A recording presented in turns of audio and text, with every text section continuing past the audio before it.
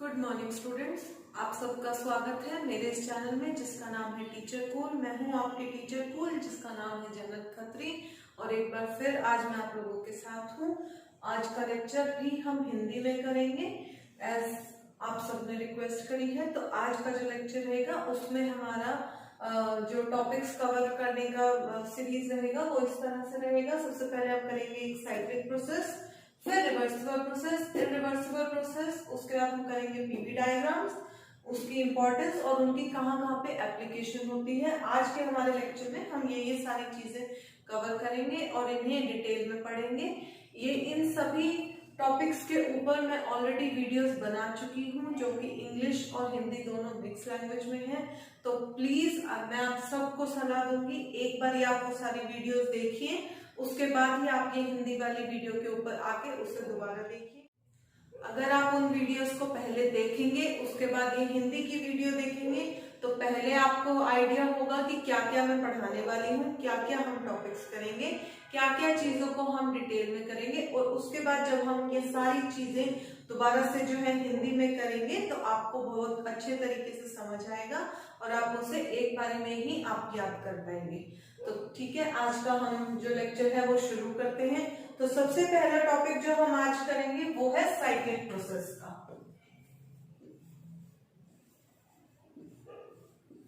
Cyclic process.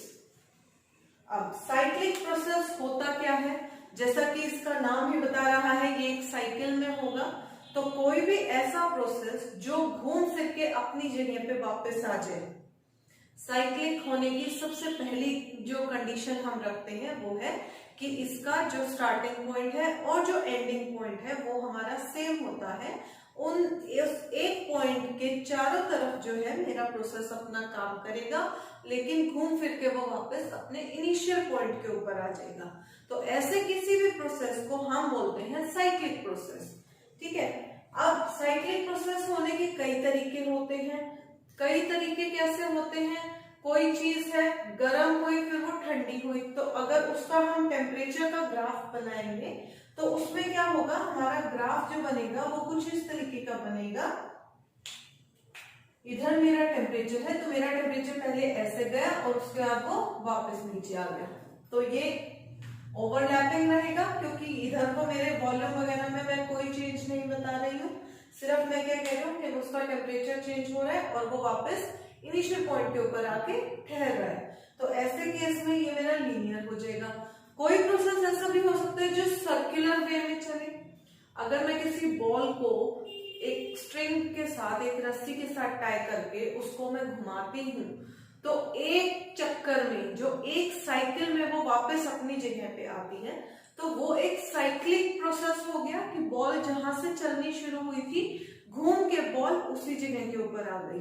तो लेकिन उसका अगर ग्राफ ड्रॉ करेंगे कि उसने कैसी ट्रेजेक्ट्री को कवर किया है तो वो एक सर्कुलर ट्रेजेक्ट्री है। उसके अलावा सुबह सुबह जब हम कभी सैर करने के लिए जाते हैं तो हम जिस पार्क में जाते हैं तो किसी में रेक्टेंगुलर पाथ होता है, किसी में स्क्वायर पाथ होता है, किसी में रैंडम शेप्स का पाथ होता है। हम अगर मान लो कोई छोटा पार्क है उसका रेक्टेंगुलर हमारा पाथ रहता है जिसके ऊपर हमने सैर करना है। हम अगर एक चक्कर, दो चक्कर, तीन चक्कर काटते हैं तो हम क्या कर रहे हैं, हम एक साइक्लिक प्रोसेस कर रहे हैं जिसमें मेरा साइकिल जो है वो एक रेक्टेंगुलर शेप का है। तो ऐसे किसी भी प्रोसेस को जो घूम फिर के अपनी जगह के ऊपर वापस आके रुके, ऐसे किसी भी प्रोसेस को हम बोलते हैं साइक्लिक प्रोसेस। डिनोट कैसे करते हैं इसको डिनोट करने का तरीका है कि ये जो है ये एक साइक्लिक प्रोसेस है तो हम बोलेंगे ऐसे साइकिल और यहाँ पे बोलेंगे it is a cyclic process. Normally जब हम इंटीग्रेशन करते हैं तो हम बोलते हैं इस तरीके से, इंटीग्रेशन का साइन आता है। इसका मतलब कि एक ओपन इंटीग्रेशन है, इसके ऊपर कोई फाउंडेशन नहीं है, जो भी प्रोसेस होगा वो उसको इंटीग्रेट कर देगा। लेकिन जब हम एक साइक्लिक प्रोसेस को इंटीग्रेट करते हैं तो हमारा जो इंटीग्रेशन साइन होता है वो इस तरीके का हो जाता है। ठीक है, तो जब भी हम किसी साइक्लिक प्रोसेस को इंटीग्रेट करते हैं तो हमारा इंटीग्रेशन साइन ये रहेगा। अब हमने पिछले लेक्चर में बताया था कि जो हमारा फर्स्ट लॉ ऑफ थर्मोडायनामिक्स है वो कहता है कि जितनी भी हीट एनर्जी मैंने दी उतनी हीट एनर्जी इंटरनल एनर्जी को चेंज करेगी और जो बाकी का होगा उतने का वो वर्क डन कर देगा। ठीक है, अब देखो इसके अंदर अगर मुझे टोटल निकालना है कि टोटल प्रोसेस में कितनी हीट हुई, तो मैं क्या करूंगी, इंटीग्रेट करूंगी। अब हम इंटीग्रेट कर रहे हैं साइक्लिक प्रोसेस के लिए, तो मैं क्या करूंगी, integrate cyclic process, integrate cyclic process, integrate cyclic process. अब इसमें एक चीज ध्यान देने वाली जो है वो है, जो मैंने बॉल का सपोज एग्जांपल दिया था, उस केस में मान लो मेरी बॉल इस हाइट के ऊपर है, वो इस तरीके से घूम रही है कि उसकी हाइट भी चेंज हो रही है और उसकी स्पीड भी चेंज हो रही है। ठीक है, हाइट चेंज होने के कारण उसकी पोटेंशियल एनर्जी चेंज होगी, लेकिन वो वापस उसी पे आ रही है तो उसकी फाइनल पोटेंशियल एनर्जी भी उतनी हो जाएगी जितनी उसकी इनिशियल थी। उसी तरीके से जब मैंने उसको स्टार्ट किया तो उसकी काइनेटिक एनर्जी इंक्रीज हुई, लेकिन जब वो वापस आके रुके तो उसकी काइनेटिक एनर्जी भी जीरो हो गई। ऑब्वियसली उसने काम किया है मोशन के दौरान, उसने एक्सेलरेट किया है अपने आप को, या स्ट्रिंग ने उसको एक्सेलरेट किया है, लेकिन काम हुआ है।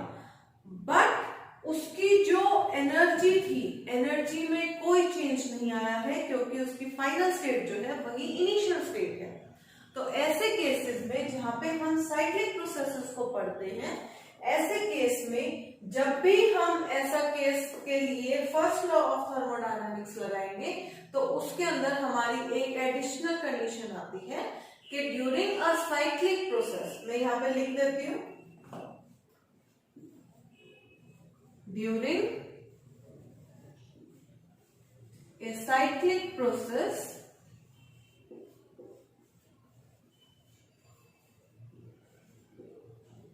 the change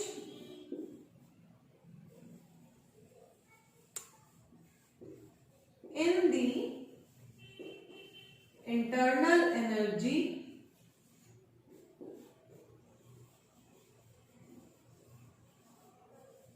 is always zero। इसका कहना है कि किसी भी साइक्लिक प्रोसेस के दौरान मेरा जो चेंज इन इंटरनल एनर्जी रहेगा वो हमेशा जीरो रहेगा।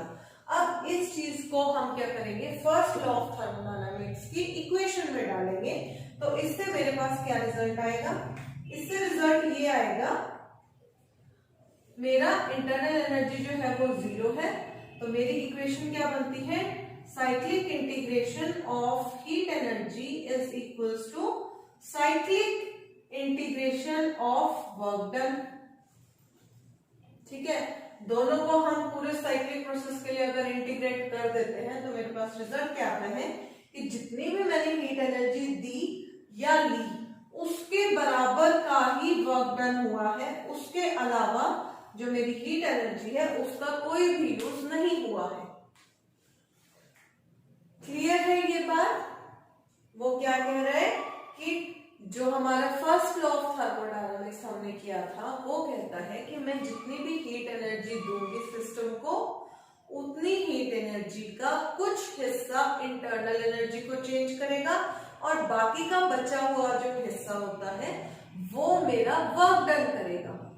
ठीक है, लेकिन जो साइक्लिक प्रोसेस है उसके दौरान मेरा इंटरनल एनर्जी बिल्कुल चेंज नहीं होगा, बल्कि जितनी भी मैं हीट एनर्जी दूंगी उतनी की उतना मेरे को वर्क डन मिल जाएगा।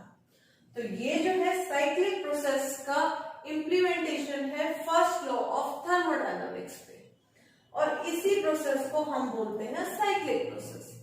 जिस भी प्रोसेस का इनिशियल और फाइनल पॉइंट, स्टेट, पोजीशन या कोई भी चीज, कोई भी पैरामीटर अगर उनका इनिशियल और फाइनल पैरामीटर सेम नहीं है तो ऐसे किसी भी प्रोसेस को हम साइक्लिक प्रोसेस नहीं बोलेंगे। मैंने बोला जैसे अब ये मैंने डायग्राम दिखाया है, अगर कोई बोले कि क्या ये साइक्लिक प्रोसेस है जो मैंने डायग्राम बनाया है, तो अगर मैं इसे ध्यान से देखूंगी तो मुझे देखने को मिलेगा यहाँ पर एक गैप है। ठीक है। ये जो गैप है, ये गैप मुझे क्या बता रहा है कि मेरा इनिशियल पॉइंट तो ये है, फाइनल पॉइंट ये है, जो कि थोड़ी सी दूर है लेकिन वो सेम नहीं है, और मेरा साइकिल ये जो प्रोसेस है वो इस पॉइंट से इस पॉइंट तक इस डायरेक्शन के अंदर आया है। तो ये मेरा एक साइक्लिक प्रोसेस नहीं होगा, ये मेरा एक नॉर्मल प्रोसेस होगा।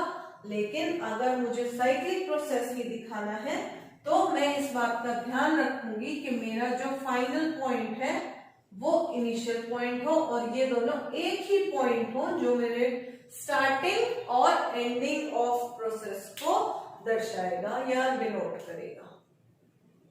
ये बात क्लियर है? साइक्लिक प्रोसेस क्लियर है? जनरली लोगों को साइक्लिक प्रोसेस और रिवर्सिबल प्रोसेस में कंफ्यूजन हो जाती है, इसीलिए मैंने ये दो टॉपिक आज एक साथ उठाए हैं। ये मेरा साइक्लिक प्रोसेस है। अब इसके बाद जो है हम करेंगे रिवर्सिबल प्रोसेस, उसमें क्या कंडीशन रहती है वो बताएंगे। लेकिन अभी के लिए जो साइक्लिक प्रोसेस है वो हमारे लिए है कि उसकी सिर्फ एक ही प्राइमरी कंडीशन है कि मेरा एंडिंग और स्टार्टिंग सेम हो।